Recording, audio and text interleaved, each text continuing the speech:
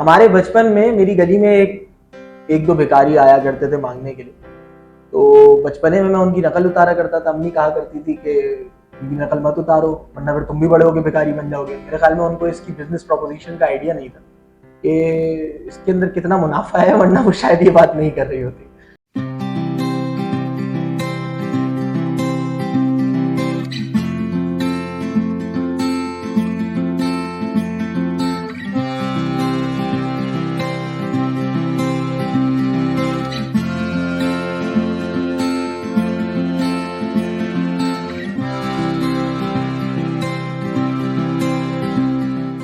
आबिद साहब मेरे साथ मौजूद हैं। आबिद बेली, बहुत बहुत शुक्रिया अपना वक्त देने के लिए। आपका बहुत शुक्रिया। कैसे हैं आप? ठीक ठाक हैं? बिल्कुल ठीक है, अल्हम्दुलिल्लाह। कौन है आबिद बेली? क्यों इतना मशहूर हो रहा है? क्या कर रहा है ऐसा जिसकी वजह से इतने ज्यादा आबिद बेली के नाम के चर्चे हो रहे हैं? बताएंगे कुछ जरा अपने बारे में? यार आबिद बेली तो अल्हम्दुलिल्लाह कराची में वैसे ही बहुत मशहूर है। अल्लाह का बहुत करम रहा है मुझ पे कि जब भी मैंने कोई काम किया है तो उसमें लोगों की एक तो एप्रिसिएशन बहुत मिली है हमेशा, और काम मैंने बड़े अनोखे किए हैं ना। तो मेरी पूरी एक ट्रैक रिकॉर्ड है 26 साल का। अगर प्रोफेशनली मैं बात करूँ तो मेरा मतलब सबसे पहला जो कैफ़े था, साइबर कैफ़े, वो मैंने 1997 में स्टार्ट किया। फिर bellycity.com के नाम से पाकिस्तान की पहली और दुनिया की 22वीं ई कॉमर्स कंपनी मैंने शुरू की थी। और नेशनल एंथम का वर्ल्ड रिकॉर्ड जो है वो 2011 में बनाया था, और उस दिन बनाया था जब MQM की स्ट्राइक थी। और उसके अलावा एशिया का पहला स्मार्टफोन फिल्म फेस्टिवल भी कर चुका हूँ। पाकिस्तान का पहला वेब टीवी भी हमने लॉन्च किया था 2011 में। ऑनलाइन लंच सर्विस भी हमने 2009 में सबसे पहली शुरू की थी। तो बहुत सारे काम किए हुए हैं। और इसके अलावा सोशली बहुत सारी ऐसी चीज़ें की हैं जो लोगों को अब शायद याद ना हो, लेकिन जो मुझसे जुड़े हुए लोग हैं उनको बिल्कुल याद है कि बहुत सारी सोशल मीडिया सेल्स जो हैं पॉलिटिकल पार्टीज़ के, वो अल्हम्दुलिल्लाह उसमें मेरा अमल दखल रहा है। इवन ISPR का भी जो सबसे पहला सोशल मीडिया सेल था, कर्नल अली वहाँ पे होते थे, तो उन्होंने मेरी मशावरत में ही जो है वो सोशल मीडिया सेल उनका डेवलप हुआ था। आबिद भाई, रिसर्च के दौरान मैंने देखा गिनीज वर्ल्ड रिकॉर्ड आपने बनाया हुआ है और आपकी वेबसाइट के ऊपर भी उसकी प्रेजेंटेशन हुई है। ये सारे काम बिजनेस के अंदर अच्छा खासा स्टार्टअप्स कई सारे लॉन्च किए, अपने अपने काम कर रहे हैं। बीक बंद क्या ख्याल आया, क्यों आया? मैं चाहता हूँ कि हमारी कौम के जो बच्चे हैं ना, वो इस काम से फैसिनेट ना हो जाएं कहीं, कि मैं जो MBA पढ़ के और दूसरे चीज़ों में मास्टर्स करके 50,000 55,000 या मुश्किल से 60,000 की सैलरी लेता हूँ, और ये भिखारी 1.5 लाख रुपए कमा के चले जाते हैं, तो वो कहीं फैसिनेट ना हो जाएंगे ये काम ज़्यादा अच्छा है जिसमें टैक्स भी नहीं और पंचायत भी नहीं। अच्छा, भीख बंद के बारे में हम थोड़ा सा व्यूअर्स को भी बताएं कि एग्जैक्टली ये कैंपेन है क्या, और इसका इंट्रोडक्शन क्या है, क्यों ख्याल आया, कब आया, और क्या कर रहे हैं इसके लिए आप? देखो, भीख बंद कैंपेन जो है ना, वो बड़ी सिंपल सी है कि मैं कराची के लोगों को और पाकिस्तान के लोगों को कह रहा हूँ कि भीख देना बंद कर दो। क्योंकि आप लोग भीख देना बंद कर दें तो ये जो कारोबार है ये खुद ब खुद ख़त्म होना शुरू हो जाएगा। तो जब कारोबार ख़त्म तो ये प्रोफेशनल बेगर्स जो हैं वो चले जाएंगे इस शहर से।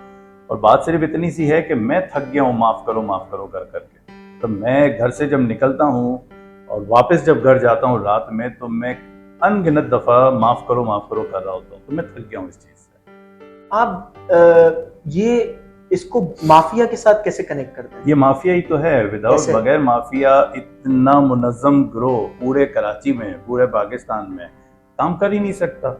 आप किसी सिग्नल पे सर गुर्बत भी तो है, जेन्युइनली भी तो गुर्बत है। जेन्युइनली बिल्कुल गुर्बत है, और वो तो बढ़ती जा रही है। और मैं तो हैरत में आ गया जब मुझे पता चला कि 20,000 NGOs हैं पाकिस्तान में, और उनके बावजूद, उनके होने के बावजूद अगर इतनी गुर्बत है पाकिस्तान में, तो मसला ये है बॉस कि हमें जो है ये सोचने की ज़रूरत है कि ये गलती जो ऊपर से हो रही है, उस गलती को सुधारने के लिए हमें रोड पे मसाइल हल नहीं करने, हमें डायरेक्ट उनसे अब बात करने की ज़रूरत है। तो आप करेंगे वो बात? बिल्कुल।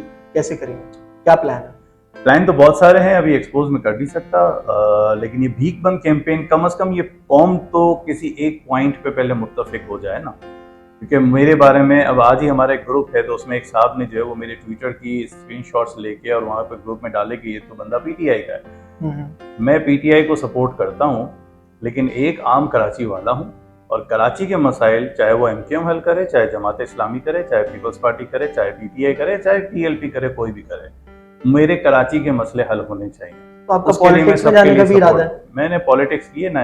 2000 18 के इलेक्शन में मैंने इंडिपेंडेंट कैंडिडेट के तौर पे लियारी से इलेक्शन लड़ा था और 1883 वोट्स लिए थे मैंने एज तो एन सर ये कोई इंडिपेंडेंट कैंडिडेट। आलमगीर वाला वो है, ट्रैक है ये कि आप पहले फिक्सेड की कैंपेन चलाओ नहीं, और उसके बाद आलमगीर भीख बंद वैसी है, बिल्कुल एक कैंपेन चलाई जाए, थोड़ी सी शोहरत मिल जाए लोगों की, आपको ठीक है। सपोर्ट मिल जाए और उसके बाद आप इलेक्शन में खड़े हो जाए। हाँ बिल्कुल। अच्छा, मैंने अभी आपको पहले अपना इंट्रोडक्शन दिया ना, तो आलमगीर को मैं बहुत अच्छे तरीके से जानता हूँ।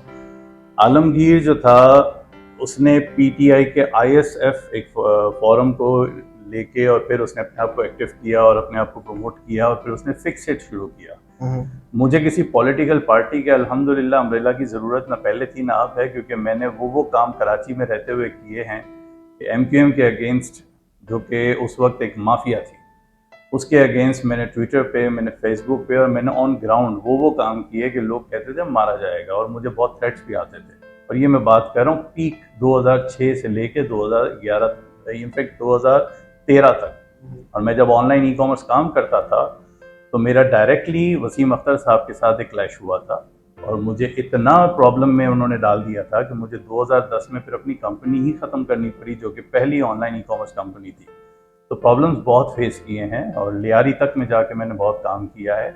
तो मुझे किसी पॉलिटिकल पार्टी का सपोर्ट नहीं चाहिए अपने आप को प्रमोट करने के लिए। मेरे साथ अल्लाह ताला है और अल्हम्दुलिल्लाह मैं वैसे ही बड़ा प्रमोट हूँ कि इन पॉलिटिकल पार्टीज़ के लोग मुझे ज़रूर अप्रोच करते हैं किसी भी हवाले से कि यार ये काम कैसे होगा, वो काम कैसे होगा, तो मैं एज अ कंसल्टेंट उनको ज़रूर ये फैसिलिटीज़ देता हूँ। चले हम वापसी भीख बंद कैंपेन के ऊपर आते हैं। इस वक्त कोई, अभी आपने जिक्र भी किया, 20,000 एक्टिव एनजीओ हैं जो इस वक्त पाकिस्तान में काम कर रही हैं। एनजीओज का काम होता है कि वो एरियाज जो गवर्नमेंट के एरियाज हैं, जिन पे गवर्नमेंट को काम करना चाहिए, या जो चैरिटी या फिलैंथ्रोपिक एरिया जितने भी हैं, उनके ऊपर काम किया जाता है एनजीओज के अंदर। 20,000 एक्टिव एनजीओज के बावजूद हमारे पास कोई, इस वक्त मुझे एग्जैक्ट नंबर नहीं पता, लेकिन आई एम श्योर के 50,000 से 1 लाख तक भिखारी कराची की सड़कों पे घूम रहा हूँ। बहुत कम बता रहे हो आप। मैं आपको एग्जैक्ट नंबर पता है? कराची में मेरे हिसाब से जो हमने थोड़ी बहुत वर्किंग की है आफ्टर दिस कैंपेन, 7,30,000 का तो डेटा हमारे पास वैसे आया है। तो अब इतने भिखारी अगर सड़कों पर हैं और एनजीओ 20,000 रजिस्टर्ड हैं, तो वो क्या काम कर रही हैं आपके ख्याल में? क्या वो सही डायरेक्शन भी है जिसपे वो काम कर रही है, या फिर वो किसी और डायरेक्शन में उनको काम करना चाहिए? देखो, मैं एनजीओ के बारे में ज्यादा बात करता इसलिए नहीं हूँ क्योंकि वो भी दोस्त ही हैं, सारे नाराज हो जाते हैं। देखो, प्रॉब्लम ये है कि हर इलाके में एक बंदे ने अब एक एनजीओ बना लिया, ठीक है। एनजीओ एक इटसेल्फ बहुत प्रॉफिटेबल काम है, ठीक हो गया। ये सारे प्रॉफिट कमाने में लग गए हैं और प्रमोशंस में लग गए हैं। मुझे ये बताओ, ये पूरे कराची में रमजान से पहले हर पोल के ऊपर, हर बिल्डिंग के ऊपर बोर्ड्स लगे होते हैं, होर्डिंग्स लगे होते हैं। आप तो फंड्स ले रहे हो, वो फंड्स तो आप लोगों की खिदमत के लिए कर रहे हो, तो आप कैसे ये सारी सोशल मीडिया की प्रमोशंस और अपने रोड्स पे जो है वो इतनी प्रमोशंस कर लेते हो? इसका मतलब है कि वो फंड्स आप यूज करते हो ना, वो फंड्स आप गरीबों की गुर्बत खत्म करने के लिए यूज कर लो, तो आपकी ज्यादा प्रमोशन हो जाएगी। दूसरा प्रॉब्लम ये है कि हम वो काम कर रहे हैं जो गवर्नमेंट के करने के हैं। मैं 2006 से सोशल एक्टिविटीज कर रहा हूँ और मैं एक ही बात करता हूँ। पहले मैं बहुत प्रोटेस्ट करता था। रेमंड डेविस वाला जब मामला हुआ था पाकिस्तान में, तो मैंने 30 शहरों में दोपहर 3 बजे रैली निकलवाई थी और मेरा स्लोगन था, रेमंड डेविस दो, आफिया सिद्दीकी लो। उस कैंपेन, उस प्रोटेस्ट के बाद मुझे ये कहानी समझ में आई कि इन प्रोटेस्ट से कुछ भी नहीं होता। लोगों का जो दिमाग है ना, वो बदलने की जरूरत है। लोगों को ये समझाने की जरूरत है कि ये जो काम है ना, कि गटर के ढकने लगवा दो, जैसे आपने फिक्स रेट की बात की, तो गटर के ढकने लगाना आलमगीर का काम नहीं था, वो गवर्नमेंट ऑफ सिंध का काम था। कचराची के नाम से एक कैंपेन चली थी। कैंपेन्स चलनी चाहिए लोगों को अवेयरनेस देने के लिए, लेकिन गवर्नमेंट के ऊपर प्रेशर आना चाहिए कि यार ये काम तुम्हारे करने का है, तुम करो। गुर्बत खत्म करना गवर्नमेंट का काम है, फ्री एजुकेशन देना गवर्नमेंट का काम है, फ्री मेडिकल देना गवर्नमेंट का काम है। लेकिन हम करते क्या है, हम भारी भरकम फीसेस दे रहे हैं, हम भारी भरकम मेडिकल के अलाउंस पैसे खर्च कर रहे हैं, गवर्नमेंट को हम नहीं कहते कुछ। अभी मैं बात थोड़ी सी शायद ड्रैग हो जाए, लेकिन इसको शॉर्ट रखते हैं कि फ्रूट बाइकआउट हुआ अभी 2017 में भी हुआ था, 2013 में मैंने खुद किया था। उस वक्त इन रेडी वालों का कसूर नहीं है। फ्रूट जो महंगा हुआ मंडी में हुआ, मंडी से इन फ्रूट वालों, ये रेडी वालों ने खरीदा और इन्होंने वो प्राइसेस, अपना प्रॉफिट तो रेडी वाला रखेगा ना। उस गरीब को जाके थप्पड़े मारी हैं लोगों ने। क्यों भाई, इतने बहादुर हो, इतने तप्पड़ हैं, तो जाओ ना, पीपल्स पार्टी की इस वक्त गवर्नमेंट है, जाके वहां पे टिकाओ ना उनको 2 दिन। कि कैसे फ्रूट महंगा हो गया और इतनी नहीं कर सकते ना लोग, तो फिर सॉफ्टवेयर उधर ही अपडेट की क्यों मार वीडियोस रहे हो? देखी नहीं है क्या? दैट इज द प्रॉब्लम ना यार, कि हम असल मसले की तरफ जाते नहीं हैं और जब कोई काम शुरू करता है तो उसके पीछे लग जाते हैं। अभी भाई ये बातें सारी आप सही कह रहे हैं, सब पता है और यही बिल्कुल एग्जैक्टली कि मसला जो है कहीं और ही है, बड़े लोगों में मसला है। हम एक आम आदमी हैं, हम एक आम शहरी हैं, हमारे मसले ये हैं, हमें दिन भर काम करना है, पैसा कमाना है, घर में राशन लेके चले जाना है और बिजली के बिल देना है और गैस का बिल देना है और महीना गुजार देना है। मेरी सकत नहीं है कि मैं जाके बड़े लोगों से लड़ सकूं या मैं मंडी में जाके कोई एहतजाज कर सकूं। सवाल ये है कि आप भी एक काम कर रहे हैं आबिद भाई, एक बिजनेस कर रहे हैं, आपके ऑलरेडी एक सेटअप चल रहा है, आपको क्या जरूरत है इस चीज में घुस के काम करने की? अच्छा, दोनों सवालों का जवाब देता हूँ। देखो मराई, प्रॉब्लम ये है कि हम जो इस वक्त मसाइल में उलझे हुए हैं, नहीं, हम अपनी वजह से उलझे हुए हैं। जब मेरे बच्चों की फीसेस जो है वो गवर्नमेंट पे कर रहा होगा तो मेरा एक्सपेंस कम हो गया। मेरी मेडिकल अगर गवर्नमेंट दे रहा है तो मेरा एक्सपेंस कम हो गया। मेरे बच्चों को जो इस वक्त जॉब पे नहीं है उनको गवर्नमेंट से वजीफा दे रहे होंगे तो मेरा खर्चा कम हो गया। तो जब खर्चा कम हो गया ना, तो मेरी इनकम के रिसोर्सेज ढूंढने के और पीसफुल माइंडसेट के साथ मैं काम कर रहा हूँ। मुझे सुबह उठते ही पता नहीं चलेगा कि मेरे घर में गैस नहीं आ रही, मुझे दोपहर में ये फोन नहीं आएगा कि पानी की मोटर का जो है वो मसला हो गया या पानी चढ़ नहीं रहा, मुझे टैंकर बुलवाना पड़े। तो ये वो मसाइल हैं जिसमें हमें गवर्नमेंट ने उलझा के रखा हुआ है। खुद तो वो सब कुछ मुफ्त लेती है हमसे, तो हमारे टैक्सों पे जो है वो अयाशियां करते हैं, लेकिन हम उनको कुछ नहीं कहते। हम आपस में भिड़े रहते हैं और हम उन मसलों में उलझे हुए हैं जो बस बेसिकली हमारे मसले नहीं है। ये मसले हल हो सकते हैं जब ये कौम बने और उन पर प्रेशर डाले कि ये हमारे मसले हल होने चाहिए, क्योंकि हम टैक्स देते हैं। तो हम रियासत से तो नहीं लड़ सकते, तो हम बेकारियों को भीख देना बंद करें। हम रियासत से लड़ने की तो बात ही नहीं कर रहे ना यार, लेकिन रियासत से अपने काम करवाने का, अपने हक को समझने का तो इख्तियार रखते हैं ना कि हमारा हक क्या है। बिल्कुल लगता है, वो एक अलग ही सब्जेक्ट है ना। हम बेगर माफिया के अगेंस्ट जो काम कर रहे हैं, भीख बंद कैंपेन चला रहे हैं, इससे आप, अच्छा ये कंट्रोवर्शियल एरिया है, इसके अंदर होता क्या है कि आप कई सारे लोग ऐसे मिलेंगे आपको कि यार सदका खैरात देना लाजमी है, आप इन्हीं को दोगे और किसको दोगे सदका खैरात, अपने खानदान में नहीं दे सकते आप सदका खैरात, ऐसे सोचते हैं लोग। कुछ लोग ऐसे हैं जो बोलते हैं कि यार हाँ ये एक माफिया है, ये दिन ब दिन बढ़ते जा रहे हैं, आप पैसा दोगे तो ये इनकी आदत बन जाएगी, बच्चों को तो खासतौर पे नहीं देना चाहिए क्योंकि वो जैसे जैसे बड़े होते रहेंगे उनको पता चल जाएगा कि यार यही एक जरिया है कमाने का। असल में ये जो लोग हमें दिखते हैं भिखारी, ये खुद भी एक एम्प्लॉय है किसी एक सेटअप के, तो उस सेटअप को किस तरीके से वीक किया जा सकता है? सबसे पहली चीज, भीख देना बंद कर दो। देखो एक कारोबार होता है ना, मैंने पहले भी फिर क्या करें सदके खैरात का, अल्लाह के सामने कैसे? सदका और खैरात जो है ना, ये कहीं भी नहीं लिखा हुआ कि आप अपने रिश्तेदारों को नहीं दे सकते। ठीक है, प्रॉब्लम ये है कि रिश्तेदारों को दूंगा ना तो प्रमोशन नहीं होगी, रिश्तेदारों को दूंगा तो ये सोच आएगी कि अगली दफा शायद फिर आ जाए। तो भाई अगली दफा अगर आ रहे तो तुम पे ब्लेसिंग है कि उसने तुमसे उम्मीद बांध ली। ठीक है, तो ये अल्लाह ताला की तुम पर ब्लेसिंग है कि तुम उसकी उम्मीद पूरी कर रहे हो। तो सबसे पहले रिश्तेदार है, दूसरे नंबर पे आपके मोहल्लेदार, आपके पड़ोसी हैं, तीसरे नंबर पे आपके दोस्त अहबाब हैं। लेकिन हम इन तीनों को छोड़ के उस जगह जाते हैं जहाँ पे हमें प्रमोशन मिले, क्योंकि हम कहीं बैठेंगे बैठेंगे तो हम बताएंगे ना हमने इस जगह पे इतने पैसे दिए। तो प्रॉब्लम यह है कि हमें सिर्फ अपनी सोच बदलने की जरूरत है। सदका खैरात का हम बिल्कुल मना नहीं कर रहे, लेकिन हम कह रहे हैं इन प्रोफेशनल भिखारियों को नहीं दो। बहुत शौक चढ़ रहा है, बहुत दर्द दिल है, तो गाड़ी में एक डब्बा रख लो जिसपे बहुत प्यार है और जिसका बहुत दिल करे ना कि इसको देना चाहिए, तो उस वक्त डब्बे में डाल देना, उसको नहीं देना। उसको कोई खाना खिला दो, कितना खाना खाएंगे? जब पूरे कराची के लोग इनको सिर्फ खाना खिलाना शुरू कर दें, ये खुद ही भाग जाएंगे खा खा के। ये कराची वाले सिर्फ खाना खिलाते हैं, कितना खा लेंगे वो?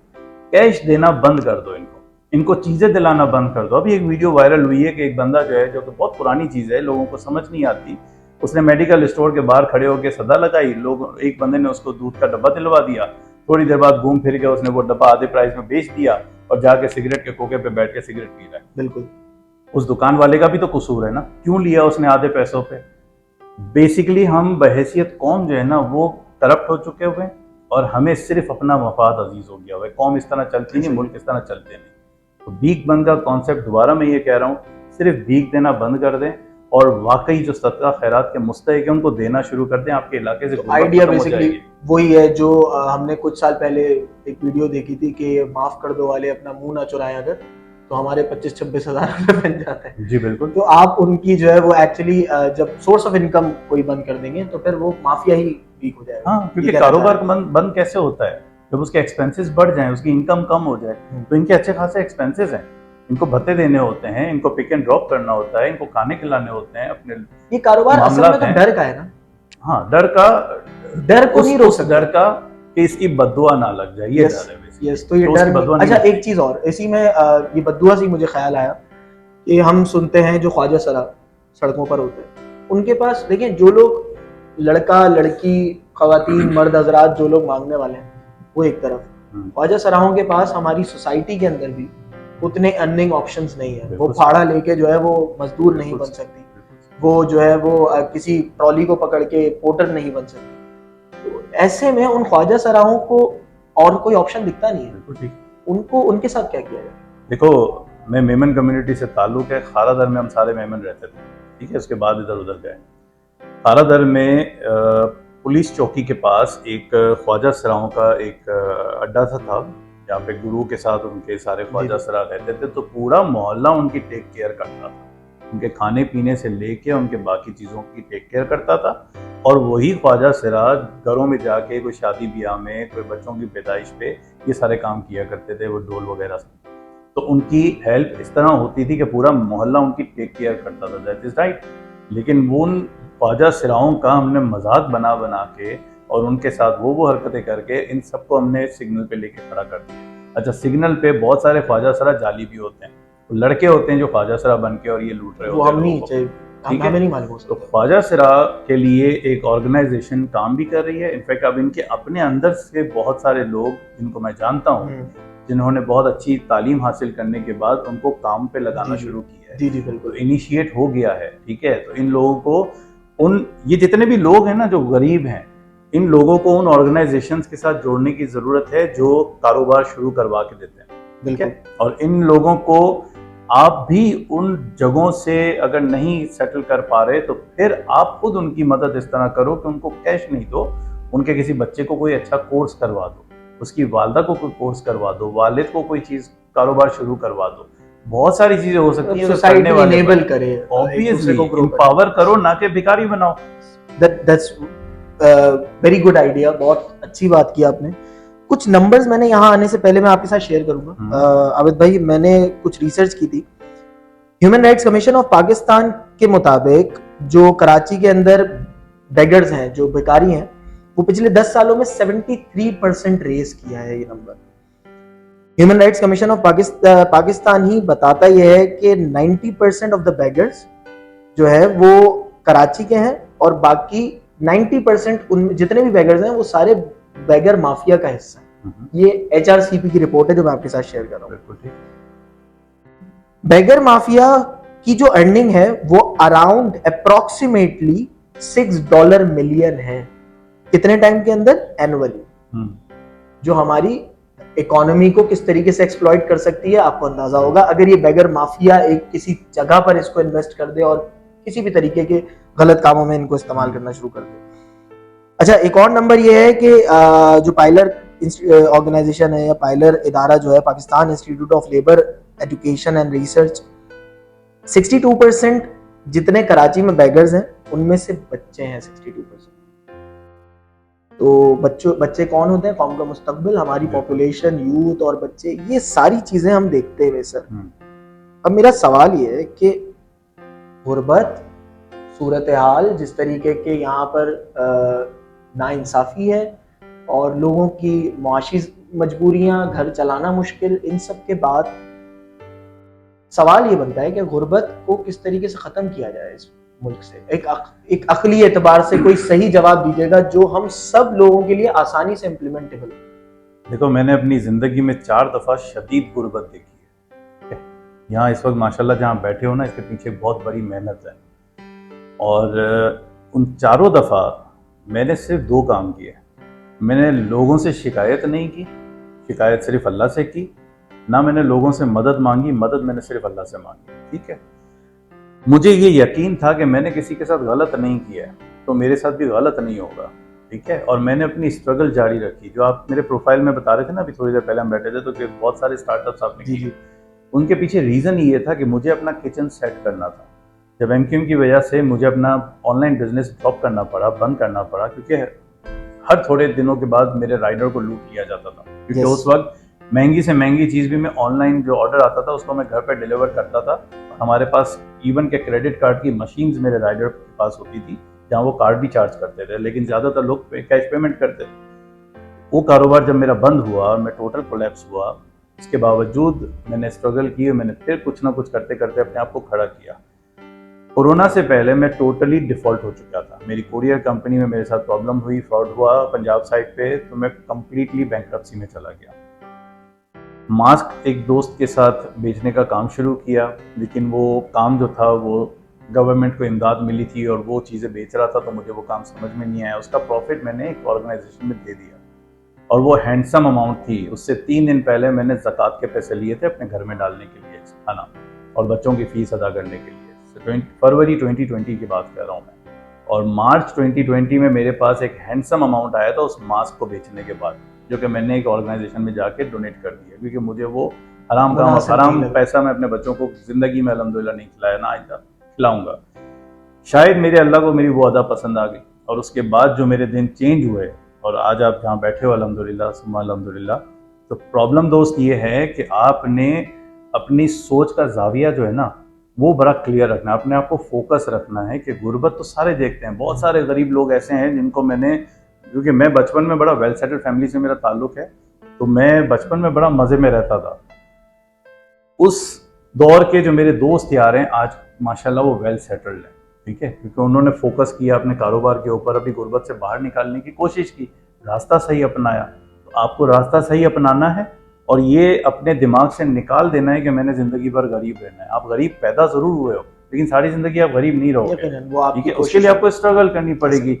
दूसरी प्रॉब्लम ये है कि हम बहैसियत कौम अब इतने बिल्कुल फारिग हो चुके हैं, दिमागी तौर के भी, इखलाकी तौर पे भी। अगर हमारी कौम में जो नाइट पैकेज SMS का जो टेलको कंपनीज हैं, उनके जब नाइट पैकेजेस आए थे ना, तब भी मैंने सोशल मीडिया पे बहुत शोर मचाया था कि दुनिया भर में नाइट पैकेजेस कहीं भी फ्री नहीं होते।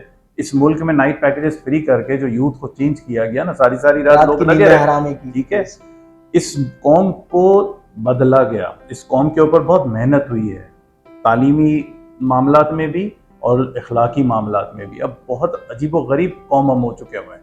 तो कहते हैं ना कि कौवा चला हंस की चाल अपनी भी भूल गया। हम उस मामले पे फंस गए, हम अपनी चीज़ें भूल गए, हम अपने अखलाकी इक़दार भूल गए, हम अपनी तहजीब भूल गए, हम अपनी वैल्यूज़ भूल गए। हमारे मुल्क में ओल्ड होम्स होना ये हमारे लिए बहुत बड़ा सवाल है। बिल्कुल सही बात, ठीक है, बिल्कुल सही। तो अब हम दोबारा टॉपिक पे आ जाते हैं कि गुर्बत जो है ना वो आपके दिमाग का मसला है। आप अपने दिमाग को ठीक कर लो ना कि मैं कर सकता हूँ और मैं हलाल काम से ही पैसे कमा सकता हूँ, तो आप कर सकते हो। क्योंकि जब आप कोई चीज़ सोच लेते हो ना और वो जायज़ है, तो आपके साथ अल्लाह की मदद आ जाती है। और अगर आप सोच लेते हो किसी गलत काम के लिए, तो शैतान की मदद आपके साथ आ जाती है। ये यूनिवर्सल है, ट्रुथ है, ठीक है। तो आपने अपनी सोच बदलनी है और दूसरा अपने अतराफ के लोगों की मदद करना शुरू करनी है। ये जो प्रॉब्लम है ना मुनाफिकत हमारे अंदर, कि मैं जाके NGO को जो है वो इतने राशन दे आऊँगा तो वहाँ थोड़ी सी मेरी वाह हो जाएगी मेरे सर्कल में, लेकिन अगर मैं दोस्त अहबाब को दे दूंगा या घर वालों को दे दूंगा तो साला किसी को पता नहीं चलेगा। ये मुनाफिकत है। अपनी इस मुनाफिकत को ख़त्म करें और इन प्रोफेशनल भिखारियों के खिलाफ जो हमारी ये कैंपेन है, उसमें मुझे लोग कहते हैं कि सर हमारे इलाके में कब आएंगे, तो मैं उनको कहता हूँ मैं स्टिकर लगाने तुम्हारे इलाके में आऊँगा, तब तुम भीख देना बंद करोगे। खुदा के बंदे भीख देना बंद कर दो अभी से, ठीक है। तो जब भीख देना बंद कर दोगे और वो भीख की मदद जो है वो किसी ज़रूरतमंद को मिलनी शुरू हो जाएगी, तो गुर्बत तो ऑटोमेटिकली ख़त्म होनी शुरू हो जाएगी।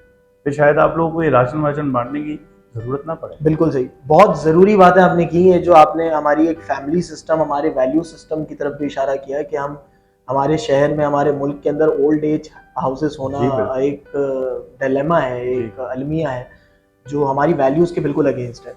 ऐसे बहुत सारे मसले हैं।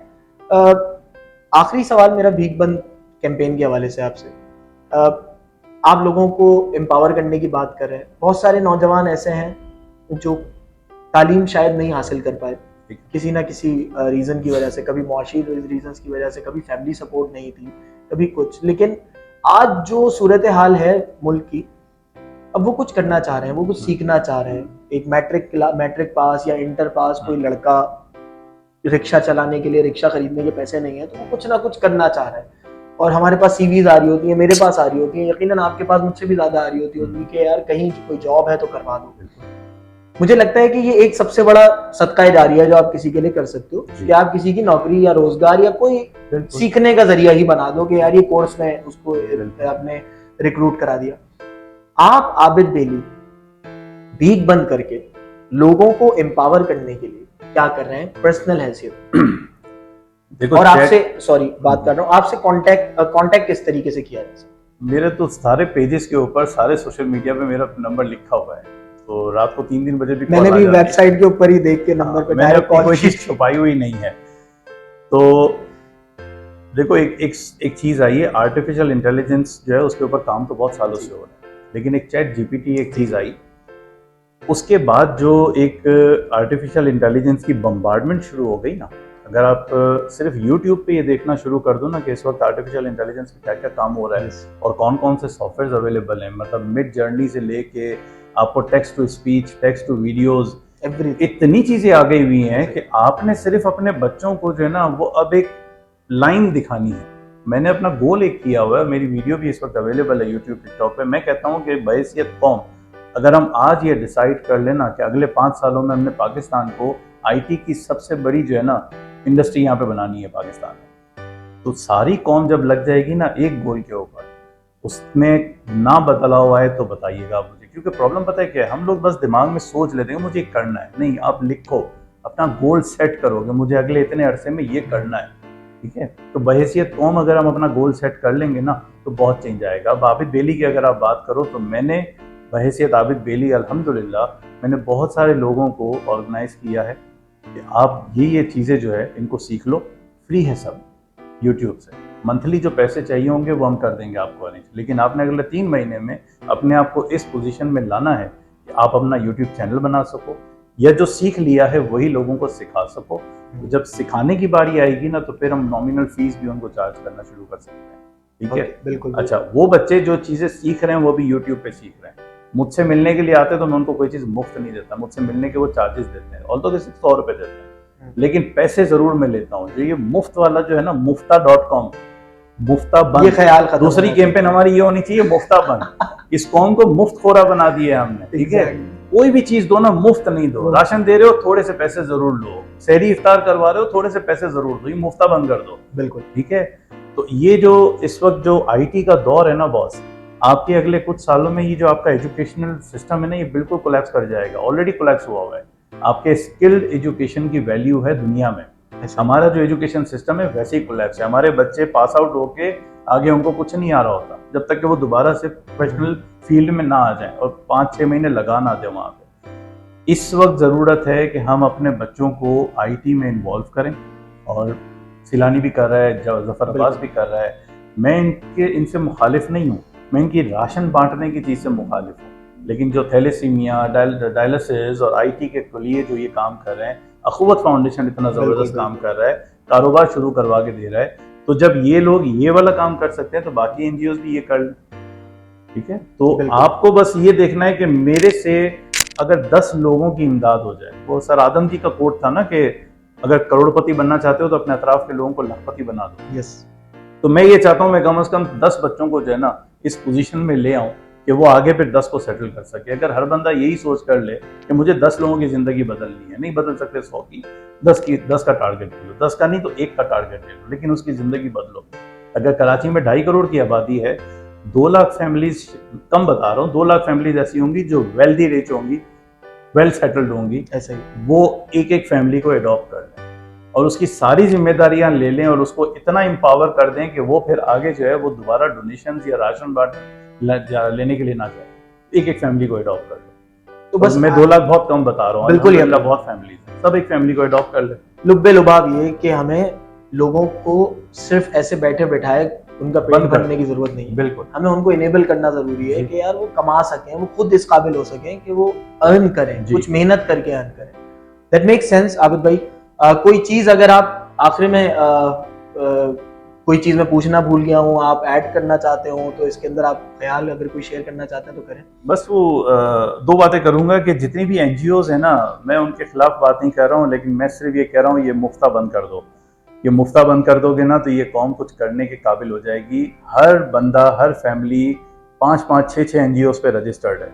कहीं से राशन आ जाता है, कहीं से पैसे आ जाते हैं, वो मस्त अपनी ज़िंदगी गुजार रहे हैं। लेकिन ये मस्त ज़िंदगी गुजारना हमारे लिए नुकसानदेह है। हम अपनी कौम को हड हराम बना रहे हैं, और इंसान बन जाएं, बराए करम इंसान बन जाएं, बस ये कहना है।